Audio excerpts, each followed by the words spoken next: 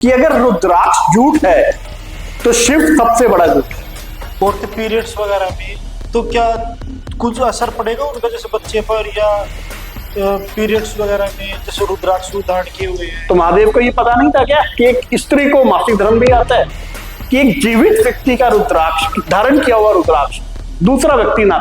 इसकी होलसेल में जो कॉस्टिंग आई थी, अगर आप बल्क में लेते हैं 5 रुपए आती है, मार्केट में व्यापारी इसको 2000 रुपए का बेचते हैं और मैं फ्री बांटता हूं। कि एक तारकासुर राक्षस था, इतना शक्तिशाली हो गया था कि ब्रह्मा और विष्णु जी भी उसको काबू में नहीं कर पा रहे थे। सभी देवी देवताओं ने, सभी साधु संतों ने महादेव से प्रार्थना करी कि इससे हमें मुक्ति दिलवाई। थोड़ी देर में उनकी आंखों से कुछ आंसू निकले और वो आंसू धरती पर गिरे। माँ पार्वती ने उन आंसुओं को अपनी गोद में लिया, आंसू वृक्ष बन गए और उन वृक्षों के ऊपर जो फल पैदा होता है उनकी गुठली को रुद्राक्ष कहा जाता है। असली और नकली रुद्राक्ष में कैसे पहचान? शास्त्रों के हिसाब से एक मुखी रुद्राक्ष साक्षात शिव है। रुद्राक्ष पूरे वर्ल्ड के अंदर सिर्फ 2 जगह मिलते हैं, नेपाल में और इंडोनेशिया में। साउथ इंडिया के अंदर एक जंगली पेड़ कह सकते हैं आप, उसकी गुठली है जो रुद्राक्ष की तरह होती है। गुठली को एक मुखी रुद्राक्ष कह के बेचा जाता है। तो सबसे बड़ा फ्रॉड आपको एक मुखी में मिलेगा। रुद्राक्ष को धारण कैसे करें? एक चंडाल की मृत्यु हो जाती है, आत्मा को लेने के लिए जब दूत आते हैं, शिव दूत भी वहां पे पहुंच जाते हैं ताकि इसकी आत्मा को हम लेके जाएंगे। और जहां पे उसने शरीर का त्याग किया वहां पर एक रुद्राक्ष पड़ा हुआ था, शिव लोक की प्राप्ति हुई। क्या कोई साइड इफेक्ट भी है रुद्राक्ष के? आपके चैनल में मैं ओपन चैलेंज कर रहा हूँ, कोई भी मनुष्य जिसने रुद्राक्ष धारण किया और उस रुद्राक्ष की वजह से उसका नुकसान हुआ, तो उस मनुष्य ने जितने का वो रुद्राक्ष धारण किया था वो मुझे संपर्क करे और जितने पैसे लगे हैं उसके वो मेरे से ले।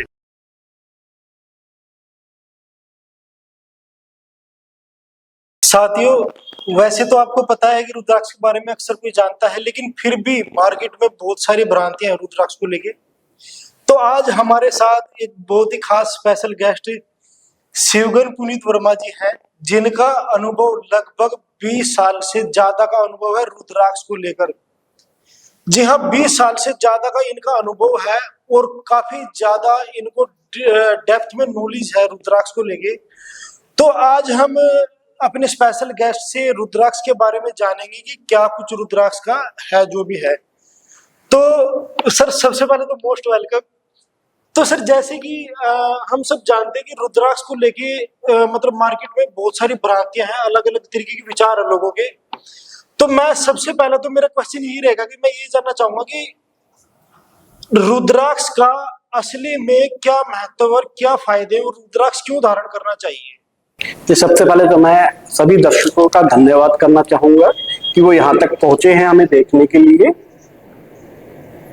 शंभू शंभू हर कोई जापे, शंभू की कोई माने ना, रुद्राक्ष रुद्राक्ष हर कोई पहने, रुद्राक्ष को कोई पहचाने ना। आपने बिल्कुल सही कहा कि लोगों को रुद्राक्ष के बारे में पता तो है कि क्या होता है, लेकिन लोगों के मन में काफी भ्रांतियां है और 99% लोग रुद्राक्ष धारण नहीं कर पाते।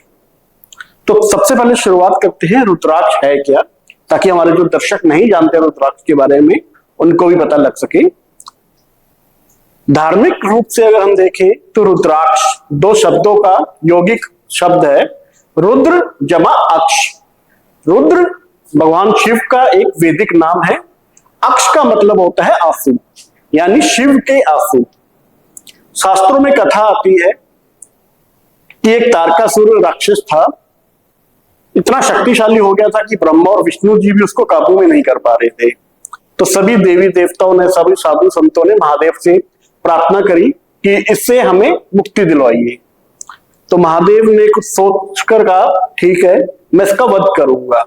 और खुली आंखों से ही वो अपनी गहरी गहन चिंतन मुद्रा में बैठ गए।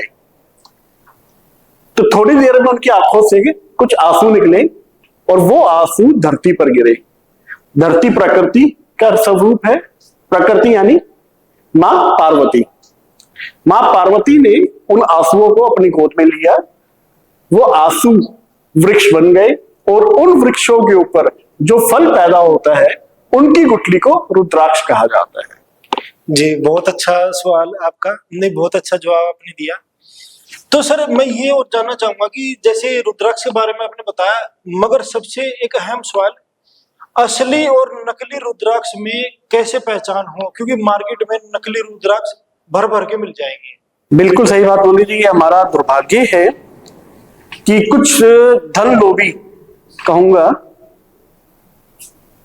जो एक निशाचर योनि के लोग होते हैं, अपनी धन लोकसा यानी अपने धन के लालच के लिए रुद्राक्ष जैसी पवित्र चीज को भी नकली बना के बेचते हैं। आम आदमी के लिए बहुत ज्यादा मुश्किल हो जाता है कि वो पहचाने रुद्राक्ष असली है या नकली है। तो सबसे पहले तो मैं ये कहना चाहूंगा कि रुद्राक्ष के अलग अलग मुख होते हैं। शिव पुराण में एक मुखी से लेकर 14 मुखी तक का वर्णन किया गया है।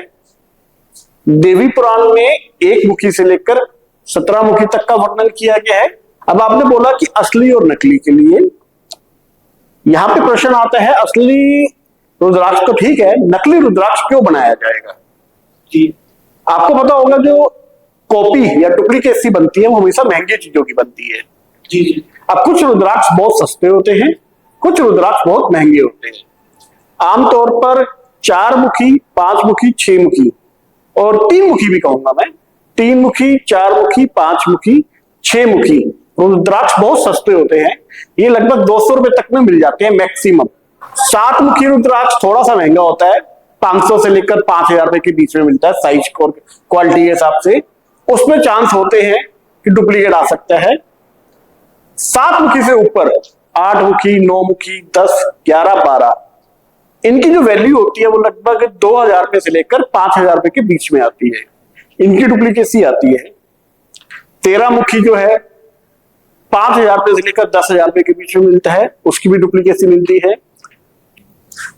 आपके दर्शकों को मैं बताना चाहूंगा कि जिसने भी रुद्राक्ष का नाम सुना है उसके मन में पहला प्रश्न ही यही होता है, पहली इच्छा ही ये होती है कि मुझे एक मुखी रुद्राक्ष चाहिए। शास्त्रों के हिसाब से एक मुखी रुद्राक्ष साक्षात शिव है, तो इसलिए हर कोई एक मुखी रुद्राक्ष पहनना चाहता है। और सबसे ज्यादा डुप्लीकेसी भी एक मुखी में ही होती है, तो इसकी डिमांड सबसे ज्यादा है और सप्लाई है ही नहीं। रुद्राक्ष पूरे वर्ल्ड के अंदर सिर्फ 2 जगह मिलते हैं जो असली रुद्राक्ष होते हैं, नेपाल में और इंडोनेशिया में। इंडोनेशिया का जो दाना होता है बहुत छोटा सा होता है, गेहूं के जैसे, तो इंडिया में उसको पसंद ही नहीं करते क्योंकि लोगों को पता भी नहीं है, अवेयरनेस नहीं है। छोटा सा दाना होता है, वो कहते हैं तो नकली होगा। नेपाल के दाने बड़े बड़े होते हैं, लगभग इस साइज के, आंवला साइज, जैसा हमारा आंवला होता है 25 mm के आसपास, इस साइज के होते हैं। तो नेपाल का तो दाना होता ही नहीं है एक मुखी। तो जितने भी फ्रॉड्स होंगे वो इन दानों में होंगे, या तो सस्ते दानों में या एक मुखी के दाने। अब कुछ जो दुकानदार है, खासतौर पर हरिद्वार और बनारस वाले, उन्होंने देखा कि मार्केट में डिमांड बहुत है एक मुखी की, लेकिन नेपाली दाना तो होता ही नहीं है। उन्होंने क्या किया, साउथ इंडिया के अंदर एक जंगली बेर कह सकते हैं आप, उसकी गुठली है जो रुद्राक्ष की तरह होती है और उसकी जो शेप होती है वो अर्धचंद्राकार होती है, जैसे काजू दाना भी कहा जाता है। उस गुठली को एक मुखी रुद्राक्ष कह के बेचा जाता है।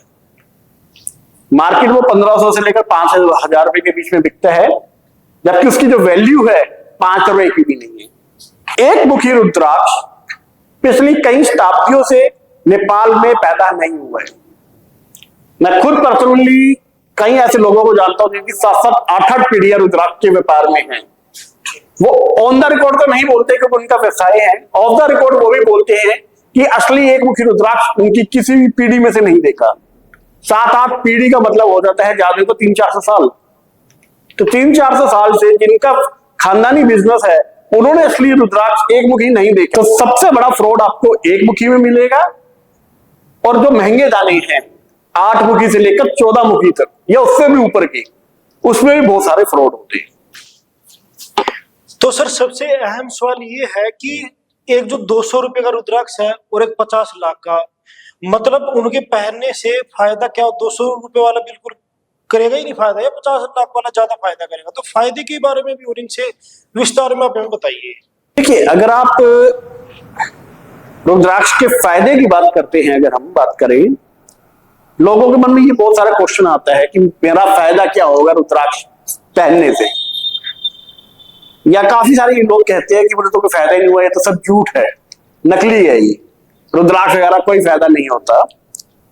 मैं उनसे कहना चाहूंगा कि अगर रुद्राक्ष झूठ है तो शिव सबसे बड़ा झूठ है। आप कहेंगे कि ये कौन होता है हमें कहने वाला कि शिव झूठ है? बिल्कुल, अगर रुद्राक्ष झूठ है तो शिव भी झूठ है। क्यों? क्योंकि अगर आपने शिव पुराण पढ़ी होगी, शिव पुराण में स्वयं शिव कहते हैं कि इस संसार में धारण करने योग्यों में वस्तुओं में रुद्राक्ष से बढ़कर कुछ भी नहीं है। स्वयं शिव कहते हैं प्रत्येक मनुष्य को रुद्राक्ष धारण करना चाहिए। तो इसलिए मन में वहम मत रखिए कि रुद्राक्ष धारण करूं या नहीं करूं, ये शिव की आज्ञा है। बिना रुद्राक्ष धारण किए शिव की भक्ति नहीं की जा सकती। आपने प्रश्न पूछा कि एक रुद्राक्ष 50 रुपए का भी आता है, 200 रुपए का भी आता है, और कुछ रुद्राक्ष लाखों रुपए के भी आते हैं। बिल्कुल अच्छी बात बोली। उनका फायदा क्या होगा? देखिए, हर रुद्राक्ष का अलग अलग महत्व है। फायदा जो शब्द है बहुत छोटा है रुद्राक्ष के महत्व के ऊपर। इनका जो मूल्य होता है वो आपकी सप्लाई के ऊपर है, ना कि इनके महत्व के लिए।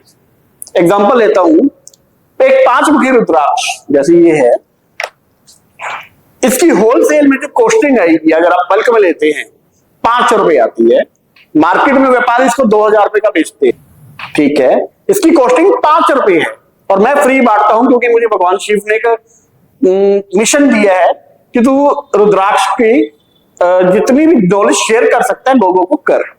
तो मेरा तो यही पर्पस है, रुद्राक्ष की नॉलेज शेयर करना, अवेयरनेस इंक्रीज करना। मेरा कोई व्यापार नहीं है रुद्राक्ष का, ना मैं कोई व्यापारी हूं, ना कोई मैं प्रॉफिट मेकिंग ऑर्गेनाइजेशन में काम करता हूं जो रुद्राक्ष से रिलेटेड हो। अब एक रुद्राक्ष आता है 21 मुखी, पूरे साल में सिर्फ 3 या 4 पीस होते हैं वो पैदा, और उसकी स्टार्टिंग रेंज 50 लाख रुपए होती है। सप्लाई कम है इसलिए उसका रेट ज्यादा है, लेकिन इसका यह मतलब नहीं है कि 5 मुखी का महत्व सस्ता होने की वजह से इसका महत्व कम हो जाएगा और 21 मुखी का प्राइस ज्यादा होने की वजह से उसका महत्व सबसे ज्यादा है। शिव की हिसाब आज्ञा अनुसार 5 मुखी रुद्राक्ष सभी को धारण करना चाहिए। क्यों? 5 मुखी जो रुद्राक्ष है वो रिप्रेजेंट करता है देवगुरु बृहस्पति जी को। अब आपको पता होगा कि जितना भी ज्ञान है इस ब्रह्मांड में वो गुरु से ही मिल सकता है। देवताओं के गुरु है बृहस्पति। जी सर, बहुत अच्छा बताया आपने। मेरे एक सवाल है कि जैसे इसके पीछे साइंस क्या है, जैसे कोई ऊर्जा निकल रही हो या किस तरीके से बदलाव हमारे ऊपर करेंगे कुछ, जैसे रुद्राक्ष धारण करने से उसका एनर्जी पे, हमारे ऑरा पर मतलब किस तरीके से इफेक्ट पड़ेंगे, साइंस अगर कुछ बता सकते हैं तो कृपा करके मार्गदर्शन कीजिए। बिल्कुल अच्छी बात बोली। हमारे काफी सारे दर्शक है जो कहते हैं कि ये तो धार्मिक है या माइथोलॉजी है, तो रुद्राक्ष का सिर्फ धार्मिक महत्व है। मुझे साइंस भी बताए। आपकी जैन जी खासतौर पर, यह हो सकता है उनके मन में प्रश्न है जैसे आपके आया, मेरे भी मन में यही आया था जब मैंने रुद्राक्ष धारण करने शुरू करे। रुद्राक्ष को लेकर बहुत सारी साइंटिफिक स्टडीज भी हुई है, जिसमें सबसे पहले अगर हम बात करें 1970 के डेकेड के अंदर डॉक्टर जैन थे जिन्होंने बनारस हिंदू यूनिवर्सिटी में रिसर्च करी। अब कुछ दर्शक हो सकते हैं कि यार वो जैन तो हिंदुस्तानी थे और ये हमारे कल्चर से रिलेटेड है। ठीक है जी, डॉक्टर डेविड ली, आप गूगल पे जरूर सर्च कीजिएगा, वर्ल्ड के माने हुए साइंटिस्ट थे। उन्होंने रिसर्च करी रुद्राक्ष के ऊपर। सभी रिसर्च में क्या पाया गया? रुद्राक्ष दुनिया का इकलौता प्रोडक्ट है जो बाइपोलर है। इसके अंदर इलेक्ट्रोमैग्नेटिक प्रॉपर्टीज होती हैं। ये क्या करता है? आपकी बॉडी से ही एनर्जी लेता है और आपकी बॉडी को ही एनर्जी देता है। आपको एग्जांपल देना चाहूंगा। आप अपना हाथ आगे कीजिए। मैंने आपको टच किया, आपको क्या फील हुआ? सर सिंपली टच फील हुआ। यही अगर आपको आपकी माता जी हाथ लगाते, टच करते, सेम फील होता आपको? नहीं, थोड़ा डिफरेंट। यही आपके पिताजी हाथ लगाते, जी थोड़ा यही अगर कोई आपको अति सुंदरी हाथ लगाई, आपकी गर्लफ्रेंड, आपकी धर्मपत्नी, जो काफी अलग यही अगर आपका कोई छोटा बच्चा या मत आपके रिश्तेदार, जी बिल्कुल अलग। देखिए जिस प्रकार हर स्पर्श या हर टच है तो का आपको फीलिंग अलग अलग महसूस होती है। टच तो सेम है ना, लेकिन उसका उसको नहीं कहते, जो स्पर्श का जो आनंद आएगा या अनुभव होगा आपको वो अलग होगा।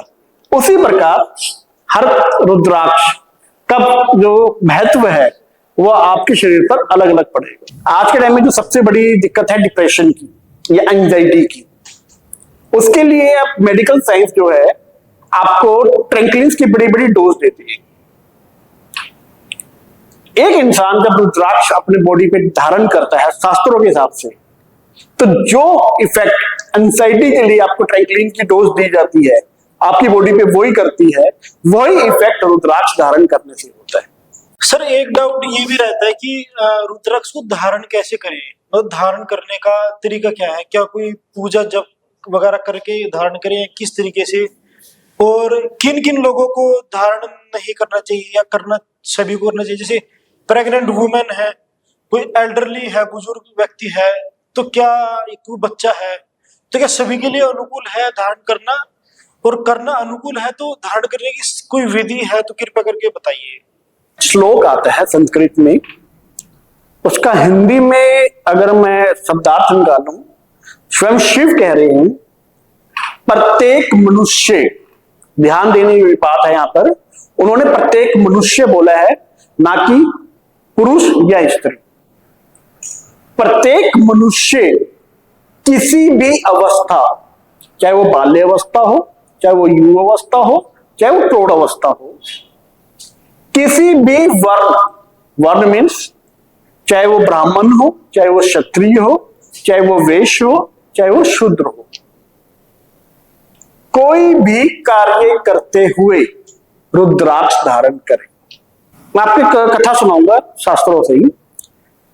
शास्त्रों में कथा आती है कि एक बार एक चंडाल, जो कि सबसे निम्न योनि मानी जाती है, एक चंडाल की मृत्यु हो जाती है, तो उसकी आत्मा को लेने के लिए यमदूत आते हैं। उसी टाइम जैसे जब यमदूत पहुंचते हैं, शिवदूत भी वहां पे पहुंच जाते हैं। उन दोनों में आर्गुमेंट होता है कि इसकी आत्मा को हम लेके जाएंगे, और वो आर्गुमेंट धीरे धीरे लड़ाई में बदल जाती है। अब जिसके ऊपर शिव का हाथ हो तो यमदूतों से क्या डर, शिवदूतों ने यमदूतों को मार के भगा दिया और उस चंडाल की आत्मा को अपने साथ शिवलोक लेकर चले गए। ये बात यमराज तक भी पहुंची। यमराज परेशान कि एक चंडाल की आत्मा को लेने के लिए शिवदूत आए। यमराज जी ने चंद्ररूप से कहा, भाई इसके खाते एक बार दोबारा चेक कर ले, कोई अच्छा कर्म तो नहीं कर दिया, हमसे तो कोई गलती नहीं हो रही, कहीं शिव जी से कौन पंगा लेगा। ठीक है जी, चंद्ररूप ने भी खाता चेक किया, अपने बाकी जो मंत्री थे सबने चेक किए, सबने कहा ये तो चंडाल था, इसने कोई अच्छा कर्म नहीं करा।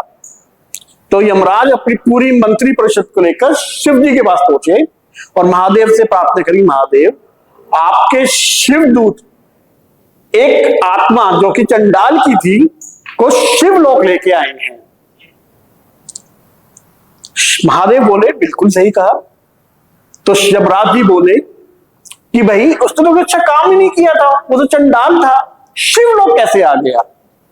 तब महादेव ने बोला कि बिल्कुल सही कह रहे हो आप, वो एक चंडाल था, कोई अच्छा कर्म नहीं किया उसने, लेकिन जिस समय उसकी मृत्यु हुई और जहां पे उसने शरीर का त्याग किया वहां पर एक रुद्राक्ष पड़ा हुआ था, तो मरते समय इसके शरीर को रुद्राक्ष का स्पर्श हुआ है, यानी टच हुआ है, इसलिए अब ये यमलोक नहीं शिवलोक आएगा। तो सोचिए, एक चंडाल जो कि सबसे निम्न माना जाता है को मृत्यु के पश्चात शिवलोक की प्राप्ति हुई। क्यों? क्योंकि मरते समय रुद्राक्ष का टच हुआ था उसको, उसने तो पहना भी नहीं था, कोई मंत्र उच्चारण नहीं किया था, कोई विधि नहीं करी थी। तो इसका महत्व क्या होगा अगर आप विधि के साथ पहनते हैं। ठीक है, तो पहली बात, अगर आपको कोई विधि नहीं आती, आप सीधा पहन लीजिए भगवान का नाम लेकर, तो भी फल मिलेगा। शास्त्रों में काफी सारी विधियां दी गई है हर रुद्राक्ष को पहनने के लिए। हर रुद्राक्ष का एक अलग मंत्र होता है, कोई हर रुद्राक्ष का जो महत्व है वो अलग अलग है। बार उच्चारण करना है आपको, तो कोई ज्यादा मुश्किल नहीं है, आप वो कर सकते हैं। हाँ, रुद्राक्ष का शुद्धिकरण जरूर करना चाहिए। शुद्धिकरण मतलब ऐसा नहीं है कि यह पवित्र होता है, ये एक पवित्र वस्तु है, लेकिन होता है क्या कि आप तक पहुंच, यानी वृक्ष पे लगे होने के बाद आप तक पहुंचने में कई हाथों से निकलता है वो। आप कहीं हाथ उनके गंदे भी हो सकते हैं, धूल मिट्टी भी लगी होती है, तो उसके लिए सिंपल सा प्रोसेस है। जब भी आप रुद्राक्ष लीजिए उसे गंगा जल से धो लीजिए, कोई भी अच्छा साबुन या शैम्पू एक बार उससे भी वॉश कर लीजिए। देसी घी मिल जाए गाय का सबसे उत्तम है, नहीं तो कोई भी सरसों का तेल मिल जाए, तिल का तेल मिल जाए, उससे एक बार अच्छी तरह मालिश कर लीजिए। फिर इसको पंचामृत से स्नान कीजिए, शिव जी के चरणों पे रख दीजिए, और अगर आपको मंत्र बोल पा रहे हैं तो ठीक है, नहीं तो 108 बार ओम नमः शिवाय का जाप कीजिए और गले में धारण कर लीजिए। इतनी सिंपल सी विधि है जी। बहुत अच्छा सर, आपने बहुत अच्छा बताया। सर एक सवाल और मैं जानना चाहूंगा कि जैसे औरतें, जैसे प्रेग्नेंट वुमेन और जैसे औरतें पीरियड्स वगैरह में, तो क्या कुछ असर पड़ेगा उनका जैसे बच्चे पर, या पीरियड्स वगैरह में जैसे रुद्राक्ष धारण किए हुए हैं इस तरीके से, तो वो भी थोड़ा जरा बताइए कि क्या उसमें भी कुछ इसमें लॉजिक बैठेगा या नहीं। बिल्कुल सही बात, बहुत अच्छा प्रश्न पूछा। आपने अभिमन्यु का नाम सुना है? जी। अभिमन्यु जब गर्भ में था, श्री कृष्ण जी की बहन सुभद्रा को अर्जुन एक चक्र भी तोड़ने की विधि बता रहे थे। जब तक वो जागी हुई थी तब तक वो विधि सुनती रही, और बीच में उनको नींद आ गई। जब तक वो जागी थी उनको चक्रव्यूह में एंटर करने का प्रोसेस तो पता लग गया अभिमन्यु को। अभिमन्यु कहां थे उस समय? गर्भ में थे। उन्होंने वही सुना। जब उनकी माता जी सो गई तो उसकी आगे की वो विधि सुन नहीं पाई। इसका क्या मतलब? हमारे शास्त्र कहते हैं कि मनुष्य, जो एक बालक जब गर्भ में होता है उस समय भी बाहर क्या हो रहा होता है उसे पता लगता है। साइंस भी ये कहती है कि जब एक वुमेन जो टू बी एक्सपेक्ट कर रही हो या गर्भावस्था में हो, उसको अपने आसपास एक पॉजिटिव वातावरण रखना चाहिए, म्यूजिक सुनना चाहिए, अच्छा एक माहौल बना के रखना चाहिए, क्योंकि वो जो उसके गर्भ में पल रहा होता है शिशु होता है उसके स्वास्थ्य पे असर करता है। रुद्राक्ष एक पॉजिटिव एनर्जी का सोर्स है। अगर आपने पहना हुआ है रुद्राक्ष गर्भ अवस्था में, तो हमारा रुद्राक्ष का विज्ञान कहता है काफी सारी कॉम्प्लिकेशन से बचा जा सकता है। इनफैक्ट रुद्राक्ष विज्ञान के अनुसार एक रुद्राक्ष होता है जिसको गर्भगौरी रुद्राक्ष कहा जाता है। गर्भगौरी रुद्राक्ष क्या होता है?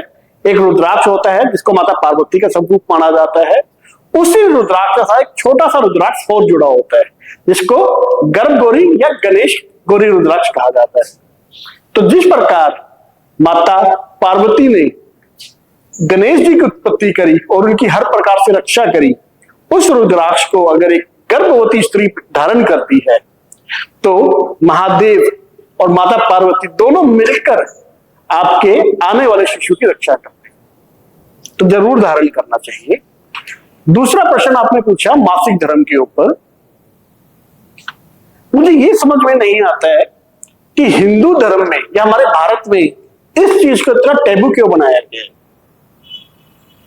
आपने मां कामाख्या का नाम सुना होगा, अंबुची मेले का नाम भी सुना होगा।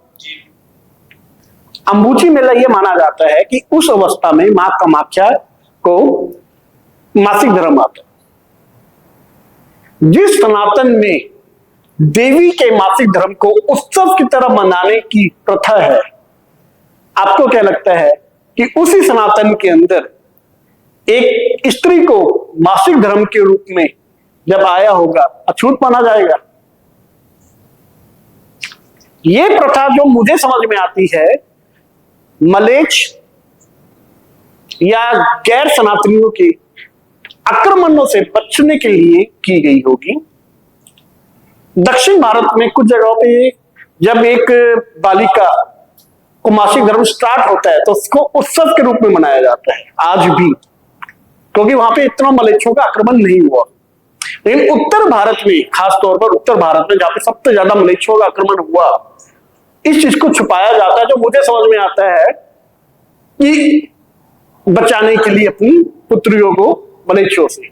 आप देखोगे आज भी पाकिस्तान में जैसी 12-13 साल की बच्चियों का अपहरण कर लिया जाता है और वहां के जो गैर सनातनी है जबरदस्ती उठा के ले जाते हैं और अधेड़ उम्र के वृद्ध कहूंगा मैं, उनके साथ बच्चियों का जबरदस्ती निकाह पढ़वाया जाता है।